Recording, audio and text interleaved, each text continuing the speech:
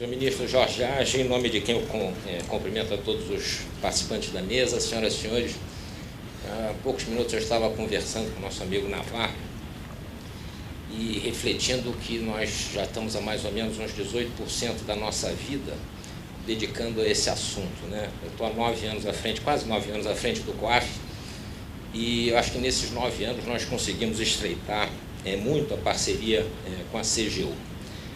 O fato é que o desafio é muito grande e, assim como na área da lavagem de dinheiro, acho que a principal dificuldade é uma questão cultural, né? Se a gente olhar o assunto do ponto de vista internacional, até pouco tempo atrás, a corrupção de um funcionário estrangeiro, né, numa operação comercial, era considerada normal. A corrupção era considerada a graxa que lubrificava as engrenagens do comércio internacional. Isso é uma coisa muito curiosa. Eu não vejo, aliás, nunca vi em lugar nenhum ninguém se mostrar a favor da corrupção, né? Em qualquer reunião social, todos se mostram contra, não, corrupção é absurdo. Você não vê nenhuma pessoa a favor da corrupção.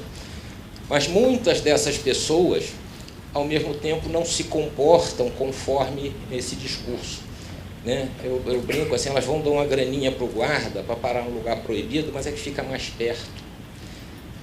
No fundo, quer dizer, eu acho que vai ser impossível nós eliminarmos a corrupção, né? Nenhum país, no fundo, se sucedeu isso. E nem se pode combater corrupção meramente combatendo, né? O ministro acabou de referir ao problema da própria capacidade instalada dos órgãos, né? Seja de realizar investigações, né? O número de processos, etc. O importante, eu creio, é buscar medidas de prevenção, né? E nós avançamos, né? A medida da transparência, sem dúvida nenhuma, foi um avanço importante, mas tem várias outras coisas, né? O ministro, por exemplo, citou, e eu concordo plenamente, a questão do processo penal brasileiro, chega a ser cômico, e o senhor mencionou até aqui nas suas palavras, quer dizer, depois das 5, 7 instâncias, né, sou inocente, continua a prevalecer. Não precisa nem isso. Réu confesso também. Eu sou o culpado e continua sendo tratado como se fosse inocente. Quer dizer, já passou por várias instâncias, condenado, é réu confesso e continua solto, né? Logo que eu cheguei no COAF, há uns anos atrás, começou a haver assim, umas perguntas, assim, umas críticas, né, do baixo número de condenações por lavagem de dinheiro. E tentou-se atribuir a culpa ao COAF. E eu tinha chegado há pouco tempo, mas eu falei assim, escuta, vamos pensar um pouquinho nisso. Num país em que um crime de homicídio, com réu confesso, corpo, arma, leva mais de 15 anos para mandar o réu para a cadeia, você, quando for tratar de um crime financeiro, é um processo mais complexo. E, na verdade, falando da lavagem de dinheiro, você não precisa nem do COAF para condenar ninguém. O COAF é uma ferramenta que auxilia os órgãos de controle, né, seja a polícia, o Ministério Público, a própria CGU, a identificar alvos, né? Esse é o nosso papel fundamental.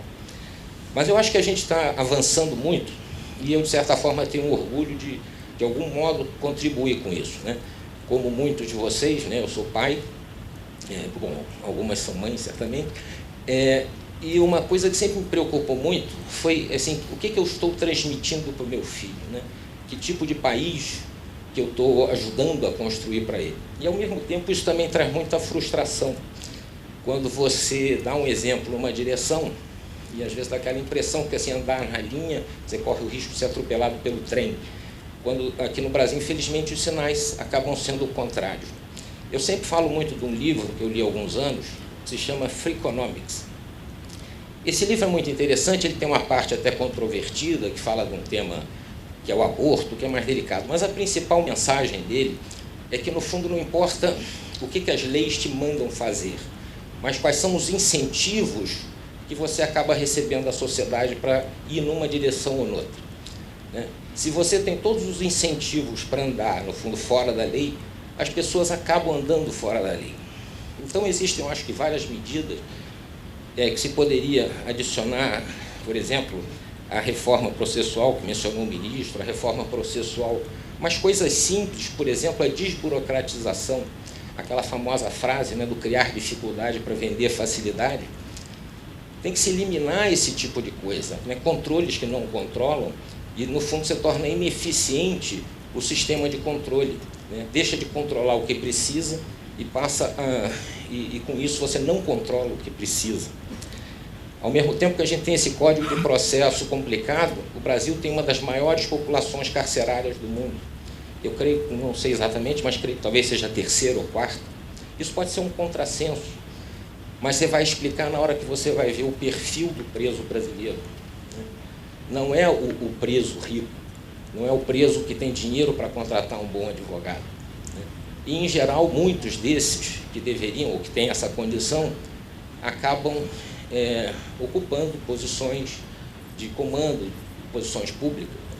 Então, acho que cabe um pouco também da nossa participação como sociedade, não como instituição, vou dizer, não só os 9 anos como COAF, mas os meus outros 53 anos como cidadão, né, nesse comportamento no dia a dia, na construção disso que se espera, né, o país que você quer deixar para o seu filho. Eu vou concluir com uma frase que eu em algumas palestras eu usava, mas que tem a ver com a história do Brasil, né? O Brasil foi por muitos colonizado por pessoas que vieram aqui ficar ricos e para depois ir morar num país decente. E aí eu chamo a atenção, o meu avô era português, morreu aqui. O meu pai morreu aqui. Eu, pelo visto, vou morrer aqui. Então, em vez de ficar pensando em morar num país decente, a gente devia fazer desse um país decente, né? E isso é que eu acho que é a contribuição que cada um pode dar. Muito obrigado.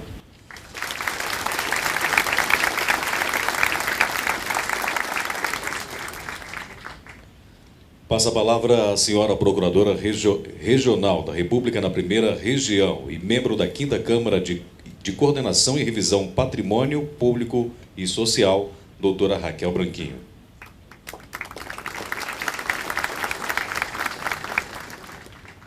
Bem, bom dia a todos. Cumprimento os integrantes da mesa, na pessoa, sem dúvida, do excelentíssimo ministro Jorge Age, que tão bem representa o perfil, né, do cidadão e do agente público brasileiro que pensa, né, num futuro melhor, e esse futuro melhor não vai chegar se nós não perpassarmos pelo combate à corrupção.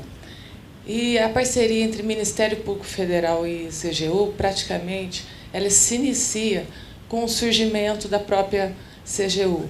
Eu me lembro que, chegando aqui em Brasília no ano de 2003, já atuando num importante caso de lavagem de dinheiro e enriquecimento de agentes públicos, né? Foi o chamado caso Banestado. Nós, os membros do Ministério Público, já fomos nos aportar na CGU, quando o ministro era o ministro Valdir Pires, e o atual ministro Jorge Age já estava lá, dando total apoio e incentivo a esse trabalho que foi um precursor, né, de vários tantos outros trabalhos em conjunto que o Ministério Público fez com a CGU. Então, atualmente, nós podemos assim afirmar categoricamente que a CGU, obviamente, também é o Tribunal de Contas da União, mas a CGU com um perfil muito específico, porque por ser um órgão na parte da Secretaria Federal de Controle, por ser um órgão principalmente de auditoria, e não um tribunal que tem um perfil de independência da análise das questões, né? Então, a CGU é o principal parceiro do Ministério Público Federal nessa questão de combate à corrupção e é o fornecedor do insumo diário do trabalho de cada procurador da República, que é vinculado à 5ª Câmara de Coordenação e Revisão, que é a Câmara que cuida do patrimônio público e defesa, né, do controle do patrimônio e interesse social.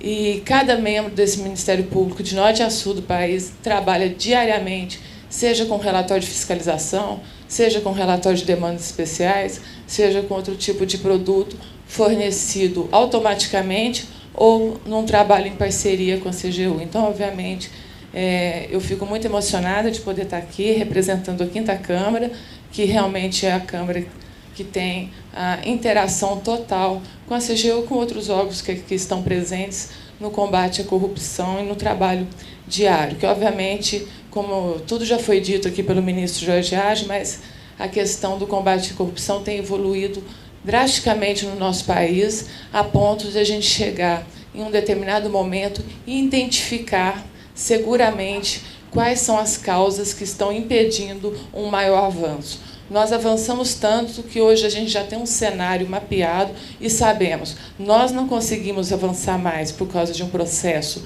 lento, um processo que é baseado numa teoria garantista superavaliada da Constituição Federal de 88.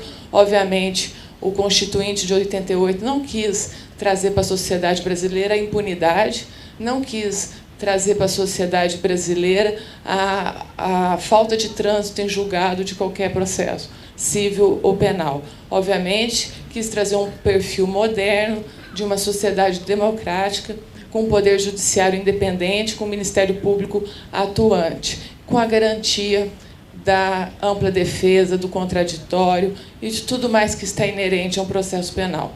Mas não podemos elevar à última instância, a partir de um ideal muitas vezes individualista e não público, esse tipo de garantia, a ponto de não se ter nunca um trânsito em julgado apto a ainda ter uma punição, no caso nosso aqui dos agentes públicos corruptos ou que praticam qualquer outro tipo de crime que causa dano ao patrimônio público.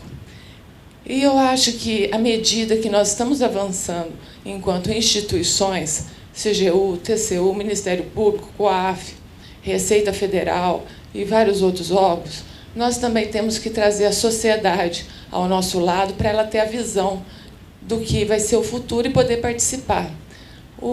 A instituição Ministério Público passou a ter um perfil constitucional totalmente diferenciado a partir de 1988, mas já a partir de algumas legislações que antecederam a própria Constituição, como a Lei da Ação Civil Pública. E sempre se pensou no Ministério Público que seria o representante da sociedade, a partir com base em uma sociedade com perfil hipossuficiente, uma sociedade que não defenda tantos os interesses ligados à sua cidadania. Daí ter um órgão que represente essa sociedade no campo civil, que é uma característica muito própria do Brasil, que não existe tanto em outras legislações, quase nenhuma, que é a lei da improbidade administrativa, que tem um dos seus atores como o Ministério Público a defender até o patrimônio público no âmbito civil também. Mas eu acho que nós já avançamos, não tanto no aspecto processual e legal, mas sim no aspecto de fortalecimento das instituições de combate à corrupção, com inúmeras medidas que foram criando, e, obviamente, a CGU é um dos atores que mais tem trazido resultados para a sociedade brasileira, haja vista hoje todo este balanço que foi feito, mas nós temos que investir agora na cidadania, nós temos que investir no controle social, como já tem sido feito, a partir da abertura dos portais, do acesso, mas nós temos que treinar o cidadão para saber quais são os seus direitos, quais são os seus deveres, porque muitas vezes várias entidades sociais sabem muito quais são os seus direitos, mas não as suas obrigações. E direito e obrigação é algo muito correlato. Então, eu acho que a gente poderia até ter maior incentivo de educação, né, das crianças, a partir de cursos. Eu acho que deveria ter na sala de aula, no ensino fundamental, ensino médio também, aulas de cidadania, com professores preparados para que o próprio, quando não se tem em casa a base, né, de um pensamento correto, honesto e tudo mais, que o próprio professor possa também passar isso para o cidadão, para que essas práticas diárias que a gente vê ocorrendo, como uma propina aqui, eu quero ter vantagem ali, isso tudo vai gerando um caldo de cultura que resvala na administração pública também, e isso possa ter um outro perfil a partir do momento que a gente mudar o moral da própria cidadão, ele ser exigente com o que é correto, com o que é certo, que desde as pequenas coisas a criança já vai ser treinada para ser um cidadão com um perfil exigente, seja na sua postura, como exigir da administração pública, do político, a prática correlata, né, de uma administração proba e honesta, passando pela maior consciência na votação, não ter essas práticas de venda das mais variadas formas possível do voto, cooptação, né, de eleitores. Isso tudo eu acho que seria muito alterado na nossa sociedade se o cidadão fosse treinado desde criança que essas ideias de caráter, de posicionamento perante si própria e a própria sociedade, a criança tem ali no primeiro período, primeira década da sua vida. Eu acho que nós deveríamos investir na parte educacional, porque não adianta tanto ter só órgãos fortes de combate e controle à corrupção, se essas práticas não forem realmente fortalecidas na sociedade, que é quem elege os nossos políticos, né, e que é quem tem que ter um controle social. Obviamente, independentemente desse treinamento, dessa capacitação, né, do cidadão, a nossa sociedade tem correspondido às expectativas, tanto é que os acessos a todas as bases, né, a todos os sites de controle social têm superado o que se previu. E esses acessos eles têm se transformado, sim, em denúncias, em representações. A demanda do Ministério Público tem aumentado diuturnamente a partir do momento que o cidadão tem acesso ao site do Portal da Transparência, ele tem acesso a quais são os servidores de alguns de mais variados órgãos da República. Nós temos tido denúncias de servidores que recebem no trabalho, que têm outras atividades paralelas. Isso tudo a partir do momento que o cidadão conseguiu ter acesso e ter uma visão do que é feito com o recurso público neste país, né? Até pouco tempo, eu estava discutindo aqui com o Gustavo, nós tínhamos a dificuldade de ter acesso direto a contas que recebem recursos públicos. O Ministério Público ainda tem, porque tem algumas instituições bancárias que se negam a repassar. E não tem qualquer base legal ou constitucional, porque se está... o artigo 5º da Constituição Federal garante o direito individual, são garantias do cidadão, né, perante o Estado, e o sigilo bancário, obviamente, está inerente nesse contexto de garantias individuais. O dinheiro público que passa por uma conta pública não tem qualquer fundamento nessa base, né, jurídica de interpretação, mas, mesmo assim, até recentemente, nós temos que superar mais este tipo de dificuldade que, de certa forma, ela é arraigada no imaginário social de que tudo é sigiloso, que não se deve ter acesso a nada. Nós estamos mudando essa vertente a partir do momento que tudo tem que ser baseado na transparência, no controle social e na total e mais ampla informação possível. E aí eu louvo recentes decisões do Supremo Tribunal Federal, que, pelo menos em sede de liminar, afastaram o entendimento de alguns órgãos públicos, infelizmente até mesmo órgãos do Poder Judiciário, que estavam restringindo a lei de acesso à informação a partir do momento que colocava sua matrícula, não colocava nome do servidor, ou se colocava nome, não colocava os vencimentos, com várias outras questões. Isso realmente não é possível. Se nós temos uma legislação, nós temos que cumpri-la integralmente, e o controle social tem que ter o mais amplo, né, deve ser mais amplamente informado possível. E nesse mesmo aspecto, nesse mesmo entendimento, nessa vontade de trazer à luz tudo que nós temos de informação relevante para um controle público social do emprego dos recursos públicos, é que eu aproveito, né, a oportunidade, estando aqui presente o ministro, futuro ministro, quase presidente, né, do Tribunal de Contas da União, e também o ministro Jorge Age, para que a gente também incentive o Congresso Nacional a trazer mais luz e informação a partir de uma informação de fácil análise, via internet, das emendas parlamentares, para que a gente possa fazer também um acompanhamento da origem ali. Eu sei que, hoje em dia, as emendas parlamentares não representam mais um volume significativo, mas tem em torno de 8% a 10% dos recursos federais, né, destinados aos municípios. Ainda é um volume grande, se fosse considerado tudo, e é muito importante que a gente possa ter acesso. Qual parlamentar que fez determinada emenda, para quê, né? E o cidadão lá na ponta vai saber se aquele dinheiro chegou, como chegou. E nós temos tido vários problemas envolvidos na questão, né, de emendas parlamentares e dificuldades de ter acesso a esse tipo de informação. Quando se tem a informação, ela é feita por bloco de partido, não dá muito para ter aquela discriminação que seria necessária. Eu acho que não há nada mais público do que um parlamentar né, tratando de uma emenda para encaminhar recurso público para determinado local. Então, isso tinha que ser algo que qualquer cidadão, via internet, poderia acompanhar. Infelizmente, o processo é muito dificultoso, nem pessoas extremamente preparadas para analisar gastos e recursos públicos conseguem identificar e individualizar esse tipo de informação. Então, eu acho que é algo que poderia ser agregado ao controle social, à transparência, né, que não apenas aquela transparência de trazer o nome dos servidores, informações, é muito importante, mas outros atos de gestão e administração, né, dos respectivos órgãos públicos federais.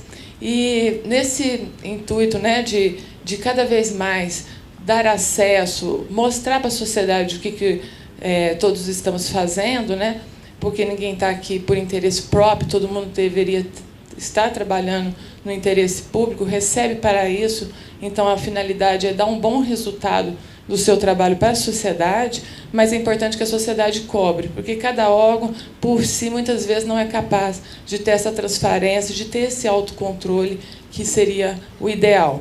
E o Ministério Público Federal, né, a nossa coordenadora da 5ª Câmara, até pediu que eu anunciasse aqui nesse evento, a doutora Denise Vinci Túlio, que nós estamos fazendo agora no portal da Procuradoria-Geral da República, justamente na página da 5ª Câmara de Coordenação e Revisão, vai ter um mapa, como aqueles mapas do Google, que vai ser poder identificado por município e por Estado todas as ações de improbidade que foram ajuizadas a partir do ano de 2008, que foi o que se conseguiu resgatar atualmente pelos sistemas, e nós vamos lutar para trazer mais informações anteriores a 2008. Então, mas agora, a partir de segunda-feira, já vai ser possível entrar na página da 5ª Câmara e colocar em cima daqueles links que ficam sobre o Estado, a unidade por capital ou por município, e ali vai ter o quantitativo de ações de improbidade, e se clicar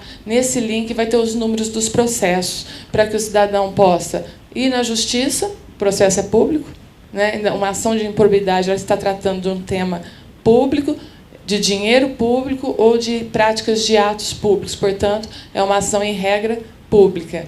E ou no Judiciário ou no próprio Ministério Público ter um maior controle, ter um acompanhamento e ver o andamento desses processos. Isso também vai trazer uma motivação interna da casa, que nós somos um país muito grande, portanto, há diferenças regionais, e todos os membros vão poder estar vendo o que outros estão fazendo e também, vamos dizer assim, interagir com práticas inovadoras e que tragam maior resultado. É um incentivo interno e também uma maior visibilidade para a própria sociedade. E nesse mesmo tema, por se tratar de questões públicas, que até pouco tempo tudo era muito sigiloso, tal, nesse mesmo aspecto, o Ministério Público está orientando, né, os membros a, quando pedir o sigilo de informações, sigilo bancário, tudo isso seja colocado em volumes próprios dos autos, separado, para que o que seja sigiloso seja apenas as informações que, por lei, são sigilosas. Porque se tem o costume de ter qualquer dado sigiloso no processo, transformou o processo todo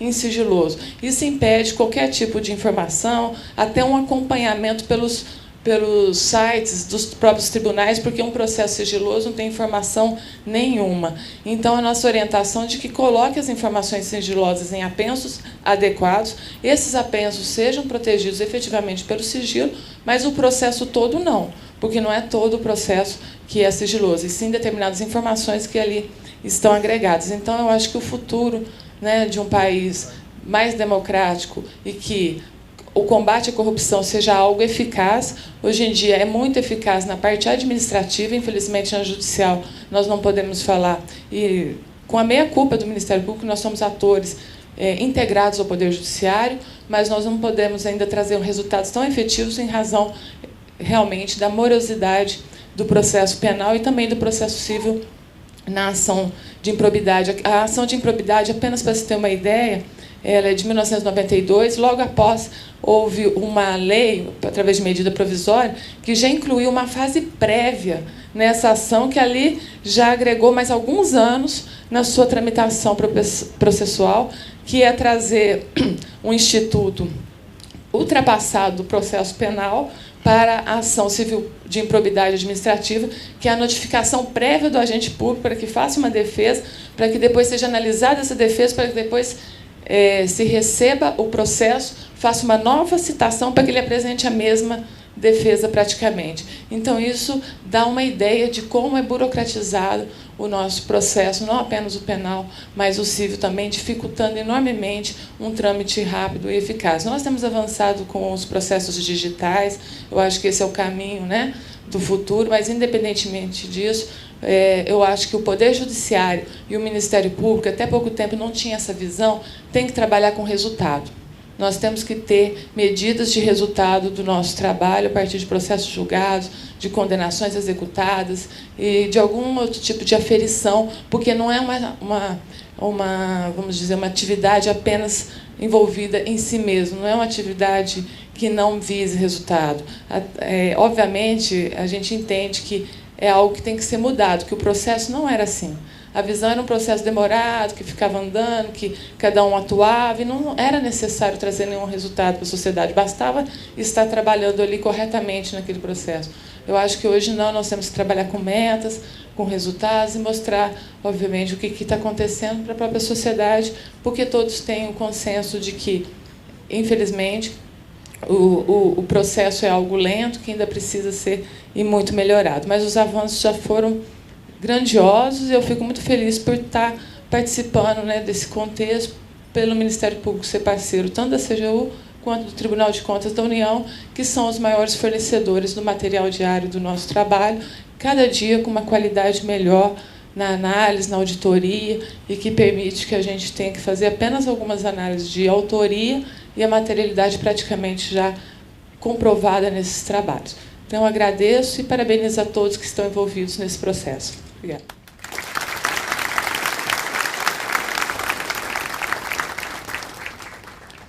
Passa a palavra ao excelentíssimo senhor José Manuel Martínez Morales, oficial encarregado do Escritório das Nações Unidas sobre Drogas e Crime para o Brasil e Cone Sul.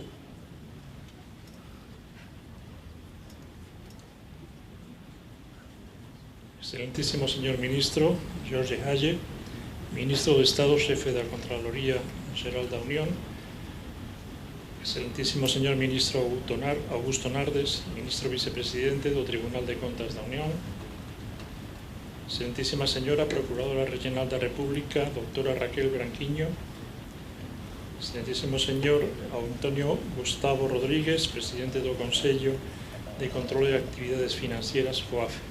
Señoras e señores, para mí é unha grande satisfacción participar desta conmemoración do Día Internacional contra a Corrupción e destacar moito brevemente a nosa parcería con a CGU e con as demás institucións aquí representadas no que no combate á corrupción no Brasil e nos países do Escritorio Regional para o Cono Sul.